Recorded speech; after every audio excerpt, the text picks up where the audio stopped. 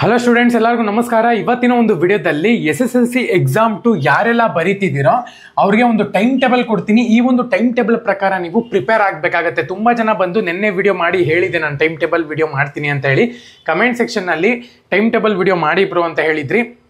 ನಿಮ್ಮ ಒಂದು ಎಕ್ಸಾಮ್ಗೆ ಇನ್ನು 13 ದಿವಸ ಇದೆ ಅಷ್ಟೇ. ಈ ಒಂದು 13 ದಿವಸದಲ್ಲಿ ನೀವು ಯಾವ ರೀತಿ ಪ್ಲಾನ್ ಮಾಡಬೇಕು ಅಂತ ಹೇಳ್ಬಿಟ್ಟು ಕ್ಲೀನಾಗಿ ತಿಳಿಸ್ಕೊಡ್ತೀನಿ ನೋಡಿ. ಆರಾಮಾಗಿ ಪಾಸ್ ಆಗ್ಬೋದು. ನೀವು ಇನ್ನು ಚಾನಲ್ಗೆ ಸಬ್ಸ್ಕ್ರೈಬ್ ಮಾಡ್ಕೊಂಡಿಲ್ಲ ಅಂದರೆ ಸಬ್ಸ್ಕ್ರೈಬ್ ಮಾಡ್ಕೊಳ್ಳಿ. ಇದೇ ಥರನೇ ಎಲ್ಲ ಯೂಸ್ಫುಲ್ ಕಂಟೆಂಟ್ ನಮ್ಮ ಒಂದು ಚಾನಲಲ್ಲಿ ನಿಮಗೆ ಸಿಗುತ್ತೆ. ಸಬ್ಸ್ಕ್ರೈಬ್ ಮಾಡಿಕೊಂಡು ಬೆಲ್ ಐಕಾನ್ನ ಕ್ಲಿಕ್ ಮಾಡೋದು ಮರಿಬೇಡಿ. ಬನ್ನಿ ವಿಡಿಯೋನ ಸ್ಟಾರ್ಟ್ ಮಾಡೋಣ ಅಂತ.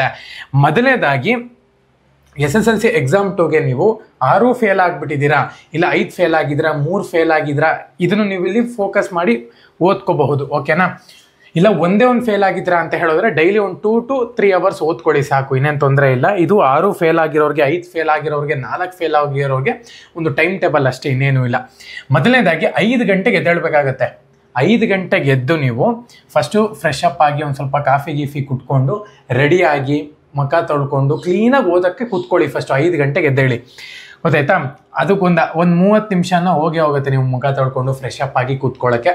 ಅದೇ ರೀತಿ ಯಾವುದೇ ಕಾರಣಕ್ಕೂ ಮುಖ ತೊಳಿದಂಗೆ ಕೂತ್ಕೊಳ್ಳೋಕೆ ಹೋಗ್ಬೇಡಿ. ಕ್ಲೀನಾಗಿ ಫ್ರೆಶ್ ಅಪ್ ಆಗಿ, ಇಲ್ಲ ಸ್ನಾನ ಮಾಡ್ತೀರಾ ಅಂದರೆ ಸ್ನಾನ ಮಾಡಿಬಿಡಿ, ಫ್ರೆಶ್ ಆಗಿರುತ್ತೆ.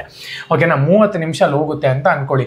5:15 7 ಗಂಟೆ ತನಕ ನೀವೇನು ಮಾಡಬೇಕು ಅಂದರೆ ಮ್ಯಾಥ್ಸು ಮತ್ತು ಸೈನ್ಸ್ನ ರಿವಿಷನ್ ಮಾಡಬೇಕಾಗುತ್ತೆ. ಯಾವುದು ಡಿಫಿಕಲ್ಟ್ ಸಬ್ಜೆಕ್ಟ್ ಇದೆಯೋ ಅದು ಬೆಳಗ್ಗೆ ಹೊತ್ತು ರಿವಿಷನ್ ಮಾಡಿದ್ದೀರಾ ಅಂದರೆ ತಲೆನಲ್ಲಿ ಹಂಗೆ ಉಳಿಯುತ್ತೆ. ಯಾಕಪ್ಪ ಬೆಳಗ್ಗೆ ಹೊತ್ತೇ ನಾನು ಮ್ಯಾಥ್ಸು ಸೈನ್ಸ್ ಹೇಳ್ತಿದ್ದೀನಿ ಅಂತ ಹೇಳೋದಾದರೆ, ಬೆಳಗ್ಗೆ ಹೊತ್ತು ನಿಮ್ಮ ಒಂದು ಮೈಂಡ್ ಬಂದುಬಿಟ್ಟು ತುಂಬ ಪ್ರಶಾಂತವಾಗಿರುತ್ತೆ. ಏನು ಡಿಸ್ಟರ್ಬೆನ್ಸ್ ಇರಲ್ಲ, ಯಾರು ಸೈಲೆಂಟ್ ಆಗಿರುತ್ತೆ, ಯಾರು ಓಡಾಡಲ್ಲ, ಏನೂ ಇಲ್ಲ.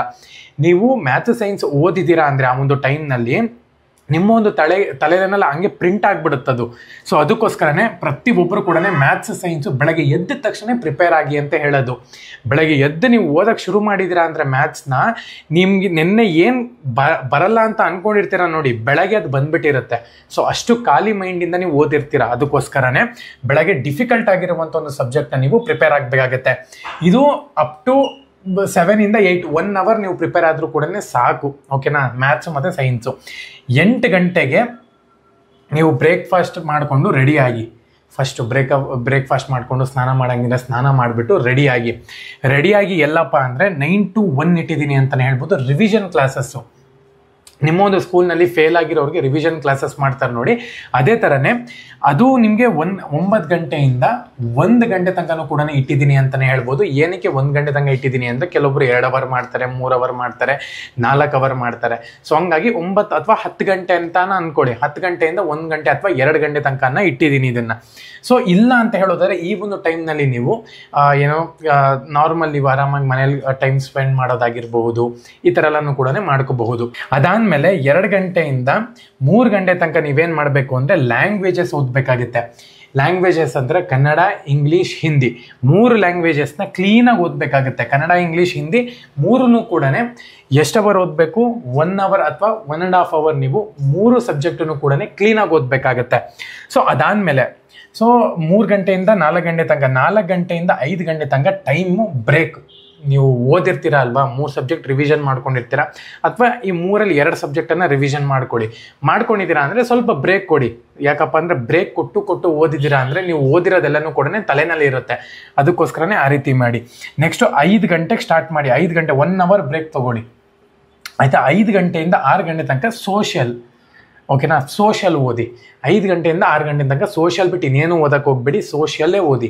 ಸೋಷಿಯಲ್ ಓದಿದ್ದೀರಾ ಅಂದರೆ ನೆಕ್ಸ್ಟು 6 ಗಂಟೆಯಿಂದ 6:30 ತನಕ ಬ್ರೇಕ್ ತೊಗೊಳ್ಳಿ. ಸೋಷಿಯಲ್ ಹಿಸ್ಟ್ರಿ ಎಲ್ಲನೂ ಕೂಡ ಇರುತ್ತೆ, ತಲೆ ಕೆಟ್ಟೋಗ್ಬಿಟ್ಟಿರುತ್ತೆ. 1 ಅವರ್ ಓದ್ಬಿಟ್ಟು ನೀವು ಬ್ರೇಕ್ ತೊಗೊಳ್ಳಿ. ನಿಮ್ಗೆ ಹೆಂಗೆ ಪ್ರಿಪೇರ್ ಮಾಡಿದ್ದೀನಿ ಇದನ್ನು ಅಂದರೆ ಕಂಪ್ಲೀಟಾಗಿ ನೀವು ಬ್ರೇಕ್ ಕೊಟ್ಟು ಓದಬೇಕು, ಆ ರೀತಿ ಪ್ರಿಪೇರ್ ಮಾಡಿದ್ದೀನಿ. ಓಕೆನಾ? ನೆಕ್ಸ್ಟು 6:30ಇಂದ 8 ಗಂಟೆ ತನಕ ಎಗೇನ್ ಸೈನ್ಸ್ ಮತ್ತು ಮ್ಯಾಥ್ಸ್ ಓದಿ. ಬೆಳಗ್ಗೆ ಏನು ಓದಿರ್ತೀರೋ ಅದನ್ನು ಜಸ್ಟ್ ರಿವಿಷನ್ ಮಾಡ್ಕೊಳ್ಳಿ. ಯಾವುದೇ ಕಾರಣಕ್ಕೂ ಮತ್ತೆ ಬೇರೆ ಟಾಪಿಕ್ ಹೋಗಕ್ಕೆ ಹೋಗಬೇಡಿ.